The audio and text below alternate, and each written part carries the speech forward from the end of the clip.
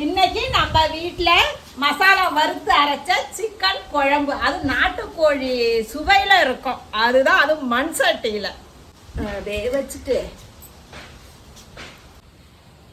சட்டி காஞ்சதும் அப்படியே நல்லெண்ணெய் கொஞ்சம் சேர்த்து விட்டு சோம்பை கொஞ்சம் அப்படியே படபடன்னு தெறிக்க விட்டு அப்படியே சின்ன வெங்காயத்தையும் முழுசாக உரித்து போட்டு கொஞ்சம் பொடி பொடியாக கட் பண்ண பெரிய வெங்காயம், அப்படியே 2 கொத்து கருவேப்பிலை அப்படியே சுருளை அதை அப்படியே வதக்கி விடும்போது அந்த வெங்காய வாசனை அப்படி இருக்குமா. அதோட 2 ஸ்பூனு இஞ்சி பூண்டு பேஸ்ட்டையும் சேர்த்து நல்லா வதக்கி விட்டுட்டு இதில் தக்காளி ஒரு 2 எடுத்துருக்கேன், ரொம்பலாம் சேர்க்க வேண்டியில.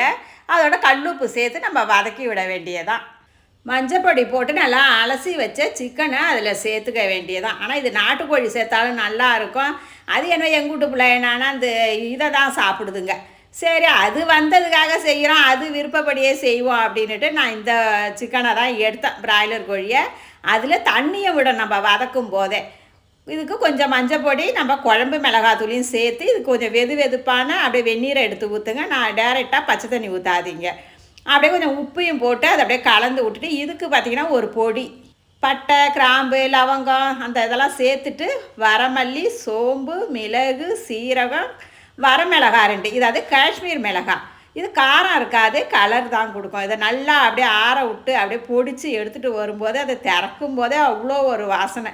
இது அப்படியே நம்ம மட்டன் குழம்பு, குருமா குழம்பு எல்லாத்துக்குமே இந்த பொடியை சேர்த்துக்கலாம், நல்லாவும் இருக்கும். இதை அப்படியே நல்லா கலந்து கொடுத்து 2 கொதி வந்ததும் அப்படியே மல்லி இலையை தூவி விட்டு அப்படியே அந்த பக்கமும் சிக்கன் 65யும் போட்டுட்டாங்க.